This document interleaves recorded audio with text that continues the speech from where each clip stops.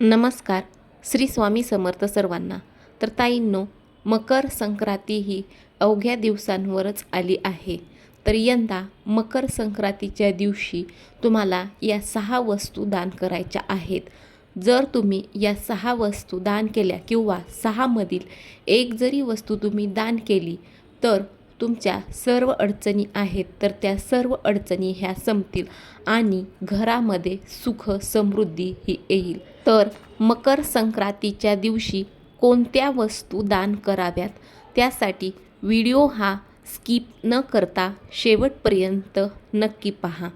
तर ताईंनो, मकर संक्रांतीच्या दिवशी स्नान करणे आणि दान करणे याला खूप जास्त महत्त्व आहे.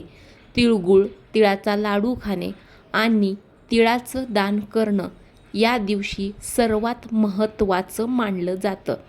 असं मानलं जातं की मकर संक्रांतीच्या दिवशी केलेले कोणतेही दान हे केवळ या जीवनात सुख समृद्धीच देत नाही तर अनेक जन्मांचे पुण्य देखील देते. आजच्या व्हिडिओमधून आपण या 6 गोष्टींबद्दल सांगणार आहोत. तर ज्यांचे दान हे तुम्हाला केल्यामुळे मकर संक्रांतीच्या दिवशी केल्यामुळे तुमच्या कुंडलीतील ग्रहांची स्थिती ही मजबूत होईल आणि घरामध्ये सुख समृद्धी ही येईल. तुमच्या सर्व प्रकारच्या अडचणी आहेत तर त्या अडचणी देखील संपतील.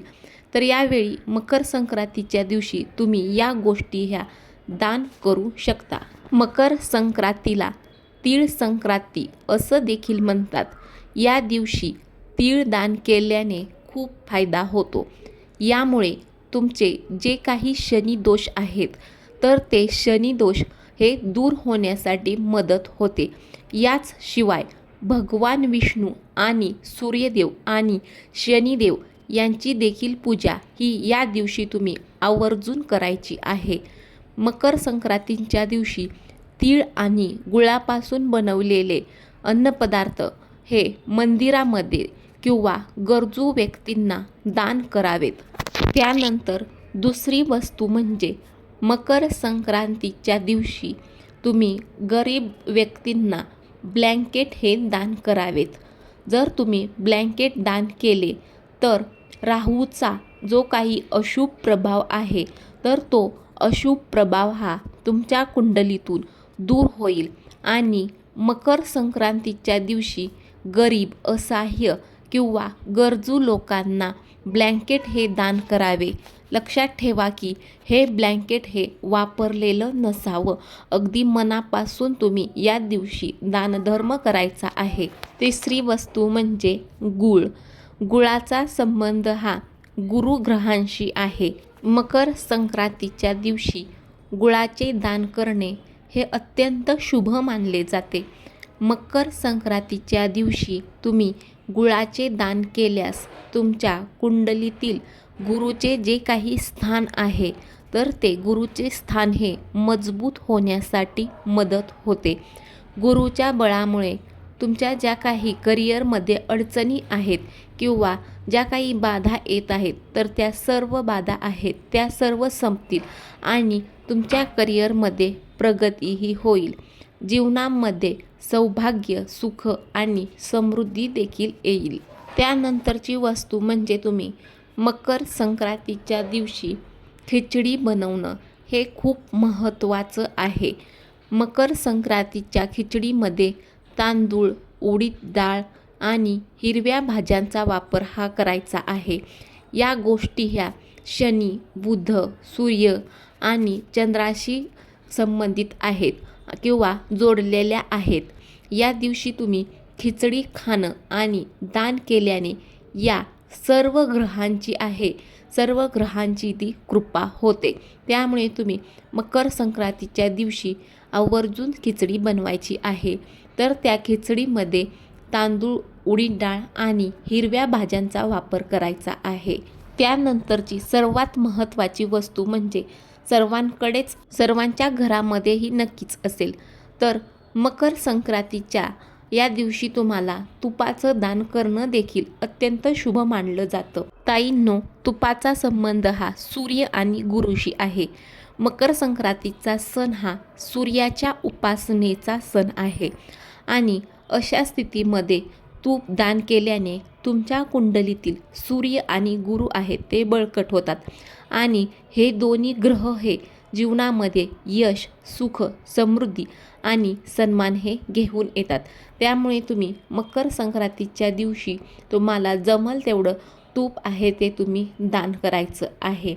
त्यानंतरची वस्तू तुम्हाला दान करायची आहे तर ती वस्तू म्हणजे उडीद. हे शनी ग्रहांशी संबंधित मानले जातात. मकर संक्रांतीला खिचडी दान करण्याबरोबर उडदाचे दान करण्याला देखील महत्त्व आहे. मकर संक्रांतीच्या दिवशी तुम्ही उडीद डाळ ही दान करायची आहे.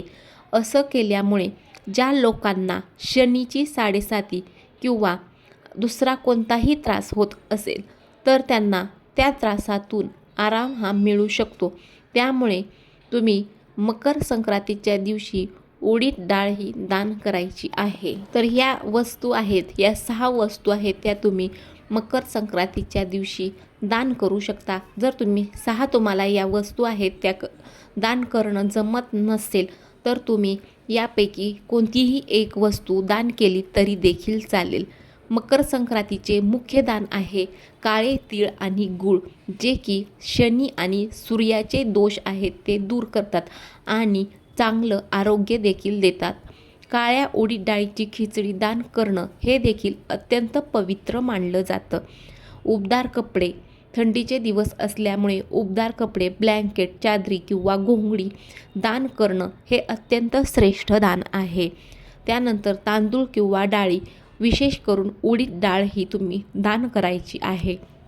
सुवासिनी महिला संक्रांतीला वाण ह्या देतात. त्यानंतर दक्षिणा, अन्न किंवा वस्तूंच्या दानासोबत पैसे देणं अत्यंत शुभ मानलं जातं. त्यामुळे तुम्ही या दिवशी पैसे देखील देऊ शकता.